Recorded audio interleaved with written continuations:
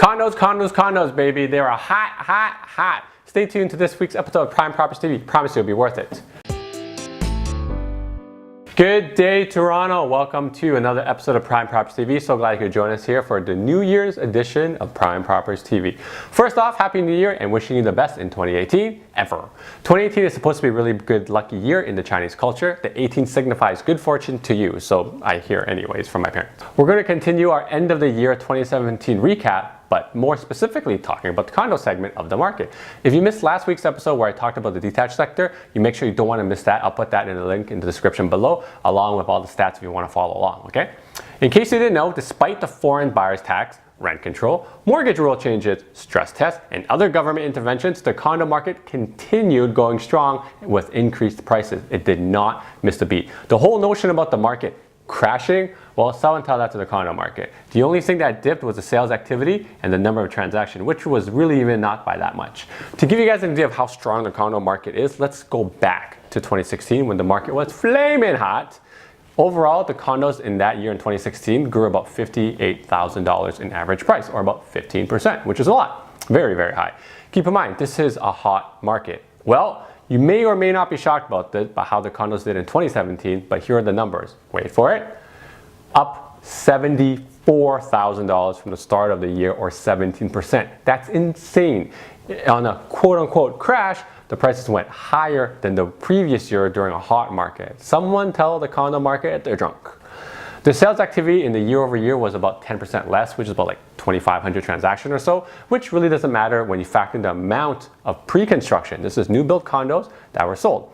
In the pre-construction world, we broke new records in the number of units sold. To date, in the first 9 months, something like 27,000 units have been sold, with an unaccounted for amount in the last 3 months. I would imagine the total number of resale condos plus the total number of new condos sold in 2017 was significantly higher than in 2016. So here are some milestones we hit in the condo segment. Number one, new build downtown condos hit an average of $1,000 per square foot. What does that mean? A standard one bedroom, 500 square feet will start at $500,000, 500K. Two, the new price per square foot limit got pushed to $1,400 per square foot by a few very special projects. This is not including the one at Yonge and Bloor, which was priced at $2,000 a foot. What does that mean? There's still room to grow. At $1,400 per square foot, that 500 square feet one bedroom is $700,000 now. Holy. Three, the resale market in downtown hit a $1,000 per square foot on average as well. This means that if you own a one bedroom unit in the downtown core, it's about $500,000. Good job for you, those of you who invest in condos right now. Four, condo rents hit a whole new high at $4 per square foot. So what this means is, on a little chart you'll see here, a one bedroom, 500 square feet, rents are $2,000. Two bedrooms are starting at $2,800. Good job, rent control. You did nothing but increase rent. Going back to the chart, we'll see that the sales activities in the resale market dropped off basically when the foreign buyer tax kicked in April, but prices did not go and drop along with it. In fact, they actually increased. It left us in this weird situation where a well-staged condo was still getting multiple offers and the bad condos were just not moving.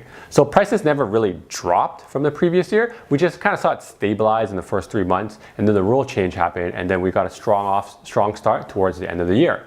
A lot of this has to do with the fact that we've been talking a lot on this channel, the shift to affordability. Most people can't pay for these $1 million plus detaches anymore, so they move their buying power into something more affordable. Condos. Keep in mind, to own a condo downtown, especially after the stress test that is in effect, you need $100,000 income plus $100,000 saved up in down payment. That's a challenge for a lot of people. So you either have some buying power now and have decided condos make the most sense for you because it doesn't have the crazy commute to work, or the buyers have just been completely priced out of the market and renters for life, unfortunately. It's an unfortunate fact, because you know what, as the city grows, that's kind of the trend it goes towards. On the bright side, if you're watching this and you're a condo investor, things have gone really, really good and dandy for you in 2017. I suspect we'll see more of the same thing in 2018, although I would say expect maybe a lull in the first 3 months from the stress test, but I think when we come springtime, we'll see some growth, okay? Now, will the increased supply of condos coming online in 2018 affect the market? Probably.